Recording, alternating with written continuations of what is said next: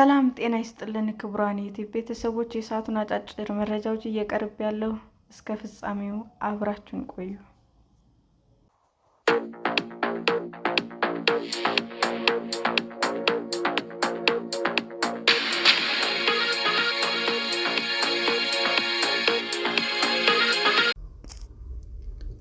ላለፉት 12 ዓመታት ስራ ላይ የነበረው የጉምሩክ አዋጅ እየተሻሻለ መሆኑ ተገለጸ። ላለፉት 12 ዓመታት ስራ ላይ የነበረው የጉምሩክ አዋጅ ሙሉ በሙሉ ማሻሻያው በተያዘው ዓመት እንደሚጠናቀቅ የጉምሩክ ኮሚሽን አስታወቀ። ኮሚሽኑ ይህንን ያስታወቀው የጉምሩክ ዋጋ አስተማመን መመሪያ ቁጥር 1080/2017 በሚመለከት ከአስመጪዎች፣ ከአምራቾችና ከጉምሩክ አስተላላፊዎች ጋር አርብ ታኅሳስ 24 ቀን 2018 ዓ.ም ባደረገው ውይይት ነው። የጉምሩክ ኮሚሽን አቶ ደበሌ ቀባታ ኮሚሽኑ ሀገሪቱ ካሏት ሕጎች በተጨማሪ የፈረመቻቸው ሀገራዊና ዓለም አቀፍ ሕጎች ተግባራዊ ለማድረግ የሚያስችሉ አዲስ ሕጎችን እያወጣ ነው ያሉትም እያሻሻለ እንደሚገኝም ገልጸዋል። ኮሚሽኑ እየተጠቀማቸው ካሉና እየተሻሻሉ ከሚገኙ ሕጎች መካከልም የጉምሩክ አዋጅ አንዱ መሆኑ የማሻሻያ ረቂቅም ስራው እየተጠናቀቀ እንደሆነም በቅርቡ ለውይይት እንደሚቀርብም አስረድተዋል።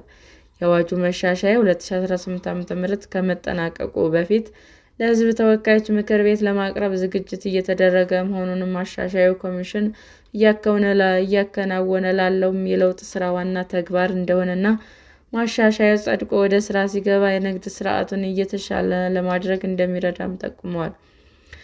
የኮሚሽኑ ጽሕፈት ቤት ኃላፊ አቶ መንግስቱ ተፈራ የጉምሩክ አዋጅ ከጸደቀበት ከ2006 ዓ.ም ጀምሮ ኮሚሽኑ ሲያገለግልበት መቆየቱ ለሪፖርተር ገልጸው በአሁኑ ወቅት በአዋጁ የተወሰኑ አንቀጾች ላይ ማሻሻያ ትኩረት ተደርጎ እየተሰራበት እንደሆነም ጠቁመዋል።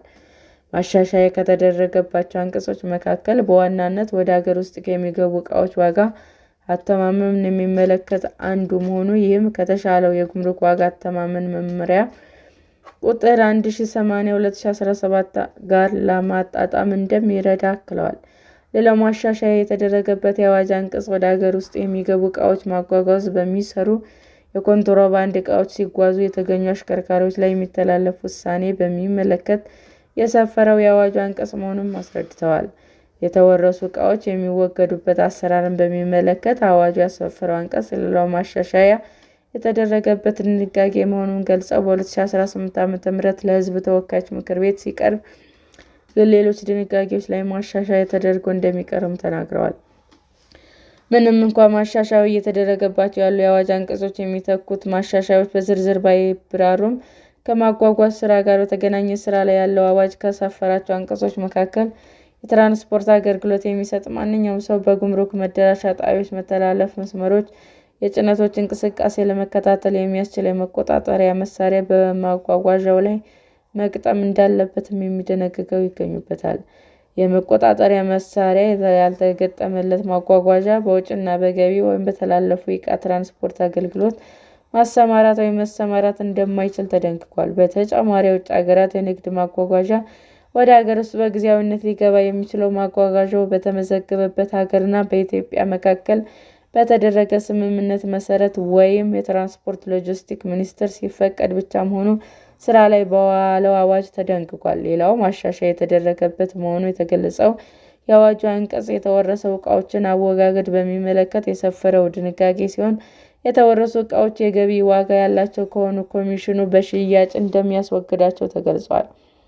አግባብ ባለው ሕግ መሰረት ቀርስ ሊባሉ የሚችሉ ዕቃዎች ወይም ሚኒስቴሩ በመንግስት መስሪያ ቤቶች ጥቅም ላይ ሊውሉ ይገባል የሚላቸው ዕቃዎች አግባብነት ላለው መንግስት አካል እንደሚያስተላልፍ፣ ለሰብአዊ እርዳታ ሊውሉ የሚችሉ ዕቃዎች አግባብ ባላቸው የበጎ አድራጎት ድርጅት ሊያስተላልፍ እንደሚችል በአዋጁም ተደንግጓል። ሰላም ጤና ይስጥልን ውድ የዩቲዩብ ቤተሰቦቼ እንዴት ናችሁ? አዲስ ጀማሪ ነኝና ሰብስክራይብ ያደረጋችሁ አበረታቱኝ። አመሰግናለሁ። ክቡራን የዩቲዩብ አድማጮቻችን ለሰዓቱ ያቀረብኩላችሁ አጫጭር መረጃዎች ይህንን ይመስል ነበር። በሌላ መረጃ እስክንገናኝ ሼር፣ ላይክ፣ ሰብስክራይብ እንዲሁም ቢቀርብልን የምትሉት መረጃ ካለ ኮሜንት እያደረጋችሁ ቸር ቆዩን።